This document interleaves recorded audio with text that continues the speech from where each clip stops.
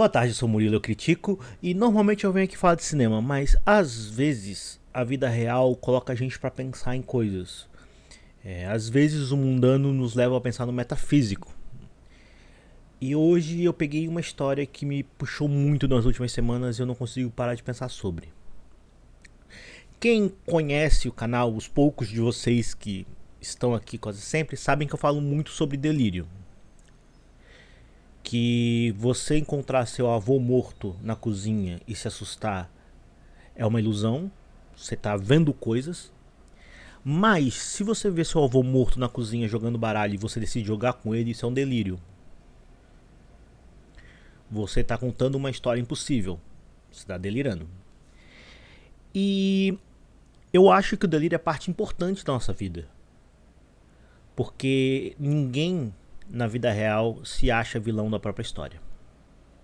Eu não acho que alguém, por pior que essa pessoa seja, acorde de manhã, olhe pro céu e pense: hoje é o dia que eu vou votar pra fuder. Hoje é o dia que eu vou sacanear a galera.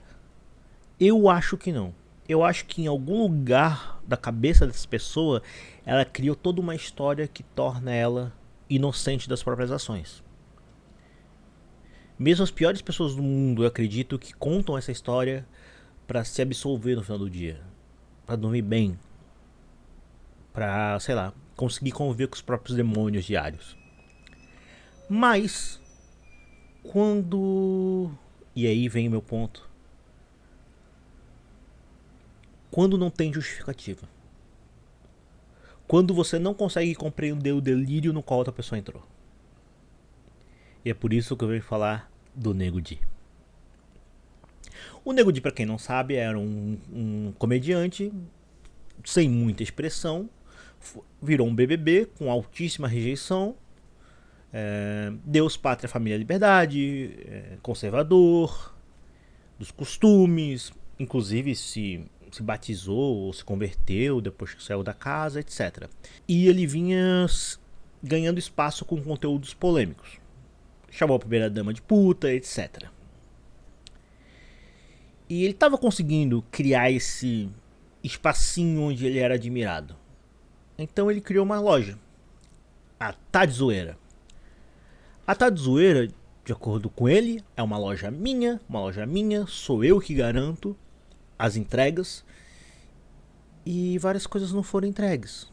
370 pessoas não receberam os produtos depois que compraram. O que ele fazia? Ele escolhia algumas pessoas importantes, sei lá, ou influencers ou pessoas ricas, para receber esses produtos que ele comprava de uma outra loja. E aí as outras pessoas, a parte de baixo da pirâmide, aqueles que não têm nem dinheiro nem voz para reclamar, a intenção dele era simplesmente não entregar. Vida que segue. E esse conceito me é muito assustador, o vida que segue. Tem esses áudios dele falando: escolhe algumas pessoas aí importantes que é pra eu reembolsar ou dar os produtos. E aí a gente, pessoas-chave, enfim, o termo é muito ruim. Mas não é só sobre isso. Esse é o começo da história, não é o que me agonia na história do Nego Di, apesar dele ter dado golpe em 370 pessoas. Durante as enchentes, ele criou várias histórias que desinformação sobre o Rio Grande do Sul, sobre o manto da certidão. Ele se achava um certo paladino. E ele ia pra água ajudar pessoas, entregar, e aí começou a criticar a gente que não fazia. Entregar comida, entregar roupas, etc. E aí ele foi ganhando mais admiração desse público dele.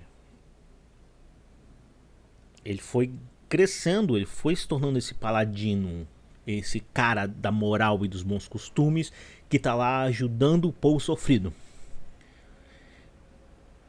E aí esse é o ponto que eu não entendo, porque ele já tinha o seu fã-clube. As pessoas já estavam achando ele incrível, fodão, por ir lá ajudar. E aí ele lançou esse vídeo falando sobre como ele pensou muito, sobre a decisão que ele tomou, sobre como ele conversou com a mulher e que isso era muito dinheiro, mas ele fazia isso de coração. Ele disse que doou R$ 1 milhão para a causa do Rio Grande do Sul. E todo mundo bateu palma. Pá!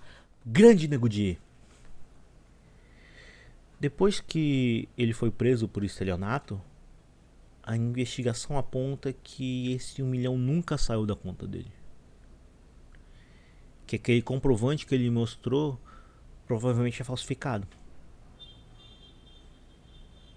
Então todo o discurso dele de eu estou ajudando, batendo no peito, dizendo que 1 milhão dessa ajuda é meu, era nada.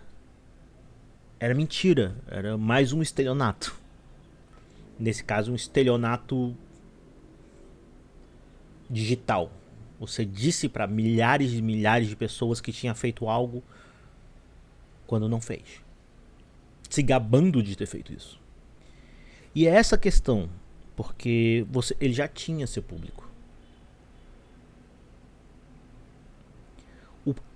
Por que ele precisava impor mais essa mentira? Qual é o delírio que alguém como ele conta pra si mesmo pra todo dia deitar e dormir e achar que, tipo, tá certo, além de enganar 370 pessoas, enganar as pessoas as quais seguem ele? Por que foi necessário para ele, afinal de contas, sendo que ele já era admirado, dizer que doou R$ 1 milhão quando não doou nada? Qual é a história que ele conta pra si mesmo? Eu não sei. Eu tô há dias pensando assim, como funcionaria a cabeça desse homem para torná-lo herói da própria história. E eu não consigo. E talvez seja por isso que eu esteja lançando esse vídeo. Porque eu gostaria de uma certa esperança. Alguém que me dissesse, olha só, ele não é o vilão da própria história porque ele tá dizendo isso aqui pra si mesmo.